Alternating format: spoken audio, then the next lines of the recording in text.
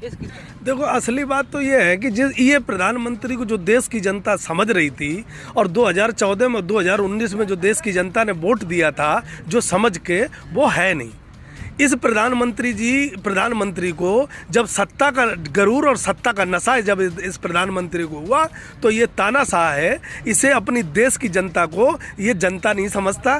देश की जनता को इसने बोला था कि तुम हमें प्रधान सेवक बना लो, हमें नौकर बना लो, हमें चौकीदार बना लो, लेकिन सच्चाई ये थी कि देश की जनता के साथ वो धोखा था। इस प्रधानमंत्री ने देश का और देश की जनता का और देश के संविधान का कभी सम्मान नहीं किया। अगर ये प्रधानमंत्री देश की जनता और देश के संविधान का अगर सम्मान करता तो एक व्यक्ति की असादत पे भी हमारे देश के मुखिया को अब दुख होता है, क्योंकि वो परिवार का हिस्सा होता है। और हमारे तो 300 से ज़्यादा जो परिवार के लोग हैं वो शहीद हो गए। और किसान आज होली नहीं मना रहा है रंगों से, अगर होली मना रहा है तो भगत सिंह की वहाँ स्थली से जो उनकी वो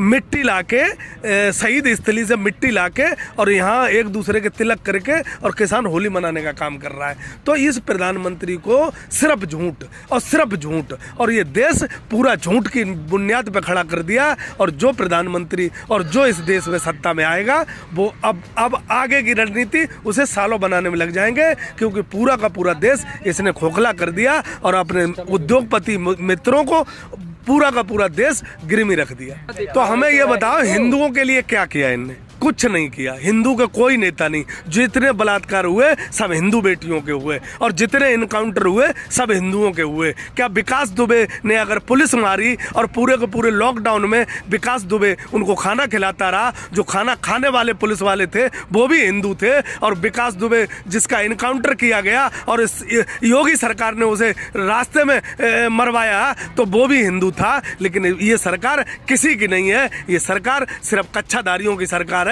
ये सिर्फ तानाशाही सरकार है। इसका न कोई हिंदुओं से लेना देना है, न कोई मुसलमानों से लेना देना है, बस इसे सत्ता से लेना देना है। ये कुछ देश में ऐसे लोग हैं जो उसी के कंधे पे बंदूक रख के ये उन पे ये तुम देखो, एक वो हमारे जो अब्दुल कलाम है, जो मिसाइल मैन है, जिनको दुनिया जानती है और पूरा राष्ट्र उनका जो सम्मान करता है, उनको ऐसे अगर एक आदमी बोलता है तो ये मौसमी वायरस है। ये वो वायरस है कि उत्तर प्रदेश की चुनाव की ये वायरस छोड़ दिए गए, और उत्तर प्रदेश में जो 2022 में आने वाला चुनाव है ये वायरस उस चुनाव में काम करेंगे। और उत्तर प्रदेश की जनता जानती है और इस जनता ने आंदोलन के माध्यम से वो वैक्सीन बना ली है कि इन वायरसों को हम ख़त्म करके छोड़ेंगे। क्योंकि जैसे ये डासने में बैठा हुआ बाबा, जिस तरीके का ये वायरस है, ये बहुत खतरनाक वायरस है और पूरी की सरकार इसे जो डोज देने का काम कर रही है, इसके जो ताकत बढ़ाने का काम कर रही है और इस पर कोई कार्रवाई नहीं करी। क्या हुआ? हम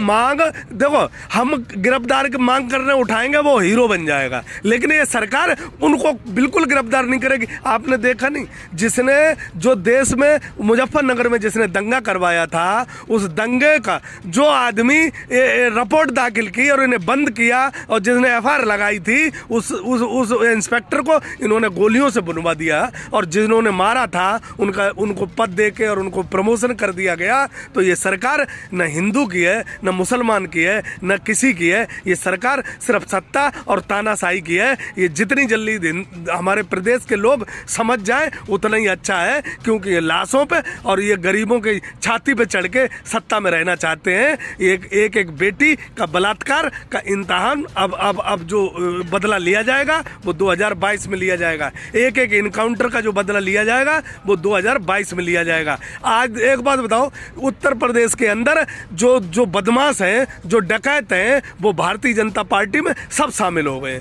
और जितने भारतीय जनता पार्टी में शामिल हुए उनको सबके मुकदमे वापस कर दिए गए। यहाँ तक कि बाबा योगी आदित्यनाथ पे अपने 25 मुकदमे थे, उनके उप मुख्यमंत्री जो थे उन पर 25-30 मुकदमे थे, और जितने भी लोग थे, संगीत सोम जैसे लोग थे, सब पे मुकदमे वापस कर दिए गए। और जो लोग बेचारे नादान थे, अपनी रोजी रोटी के लिए लड़ाई लड़ रहे थे, कोई फुटपाथ पे जूता बेच के गुजारा कर रहा था, कोई बच्चा अपनी सब्जी बेच के गुजारा कर रहा था, कोई अपनी बहन को ले जा रहा था, तो कोई पार्क में बैठा था, उनके इनकाउंटर करके उन पर 20-20 मुकदमे लगा के फर्जी और उनको जेलों के अंदर बंद कर दिया गया। ये सिर्फ उत्तर प्रदेश की सरकार ही कर सकती है और बाबा योगी आदित्यनाथ जी की सरकार में ऐसा हो सकता है, बाकी और कोई सरकार ऐसा नहीं कर सकती।